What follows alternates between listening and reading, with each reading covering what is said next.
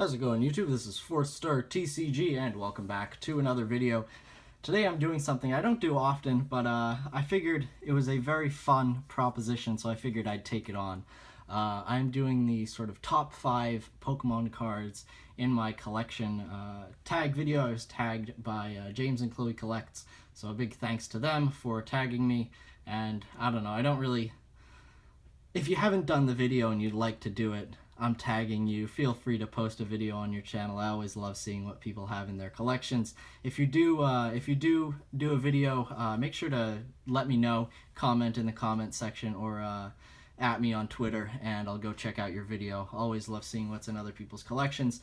So without any further ado, I will get into the top 5 cards in my collection. Now I just want a little bit of a disclaimer here. These aren't the top 5 most valuable cards in my collection. These aren't the top 5 cards that I worked hardest to get in my collection. These are just sort of my personal favorite cards. All of them are PSA graded, but not all of them are 10s. I do collect 10s, so I have most of my cards are 10s, but there are a couple. I think there's one card in here that is definitely not a 10. But without any further ado, we'll get into the cards here. First off, I have my Gem Mint 10 Mega Rayquaza EX. Full art from Roaring Skies.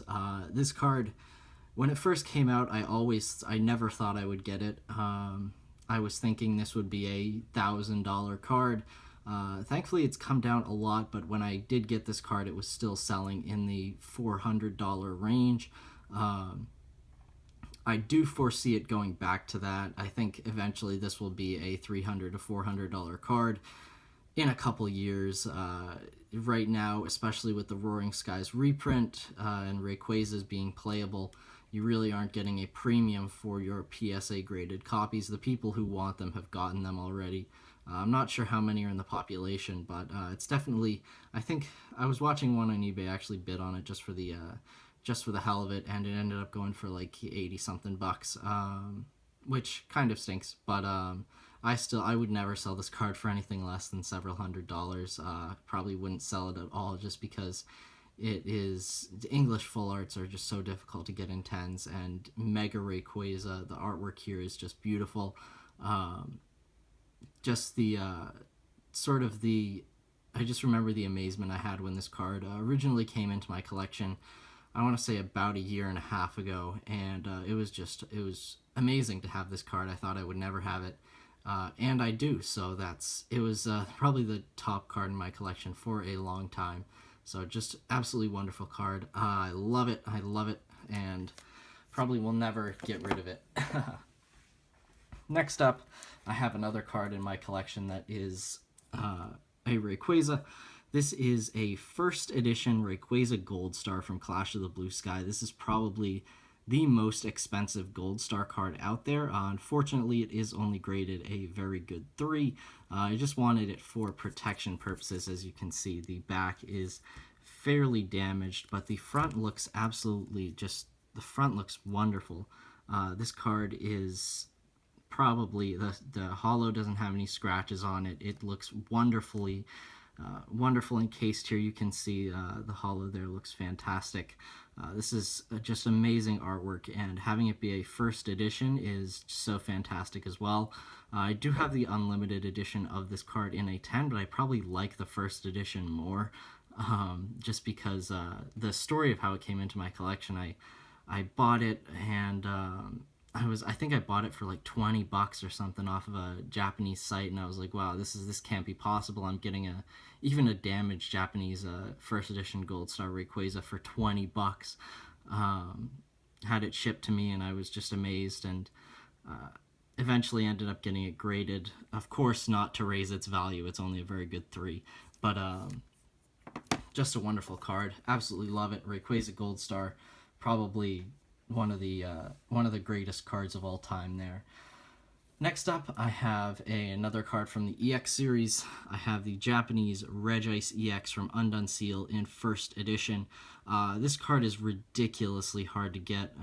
Thankfully, I was able to purchase this and the Regi Steel, and I was able to grade the Regi Rock for myself, so I do have the trio in PSA 10. But just that shattered ice pattern that you did not see on a lot of EX cards back in the day. Just fits these fits the Reggies so well with the designs of their body. It works so well. This card is probably one of the most difficult ones to come across in a PSA 10, but I have it, and it is first edition as well. Just the artwork is fantastic, and I absolutely love this card. Even happier that I was able to get the whole trio in a PSA 10, and I can cross that off of my collection once. So now we're going to be going back to the black and white XY era and the full arts for my second most enjoyable or second favorite card in my collection. I have the Darkrai EX full art from Dark Explorers. Able to get this in a PSA 10. I believe the population is still 5 on this card. One hasn't been sold in forever. It's just, I think it's probably a $40 card, and it's probably going to keep increasing. We did have Darkrai EX in Breakpoint, and that's a very playable card. I have that one in a 10 as well, thankfully. Don't have to go around dealing with played copies now, but yeah, so having this card in a 10, just wonderful. I love the artwork. I worked so hard to get this in a 10. I don't know how many copies I bought and flipped and sold and bought another one to eventually grade this one and have it come back a 10. This was in my first PSA submission ever. I was a young collector. I sort of was, I wasn't expecting much out of my first PSA submission, and to get this card that I had assumed I would never have in a 10, I was thinking I would be lucky to get it in a 9. To come back in a 10 was just fantastic. So I've cherished this card ever since, and will continue to do so for a long while. And last but not least, the number 1 card in my collection. This is also my favorite card of all time, I suppose. Is Salamence EX from Dragon Frontiers. I had this card as a kid. I love the Delta species. It is probably my favorite TCG mechanic of all time. And by mechanic, I mean like sort of extra thing that they do, like a break Pokemon or EX.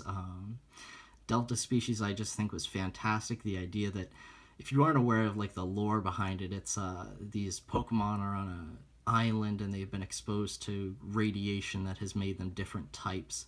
And just the ideas that go along with this, the water Salamence, how it works so well with the artwork and everything else is just wonderful. So I'm just so happy that the Delta species cards were a thing. Interesting to see them sort of bring it back with a Alola Pokemon, but I do think Delta species was the original different type of Pokemon, and this card is just beautiful. It combines sort of everything I like in a card. We got the old school EX template, we got the Delta species, we got a powerful Pokemon in Salamence, and yeah, just absolutely beautiful. So those are the top 5 cards in my collection. We'll do sort of the card fan for a second there and show off every single one. There you go. Yeah, so I don't usually do these type of videos, but I figured this was very fun, so I wanted to take some time to show off the top 5 cards in my collection. Of course, if you haven't done it, I'm tagging you, and be sure to comment in the comment section below, or let me know on Twitter that you've done this video so I can go and check out yours. So thank you guys very much for watching. Be sure to like and subscribe, and stick around for more videos.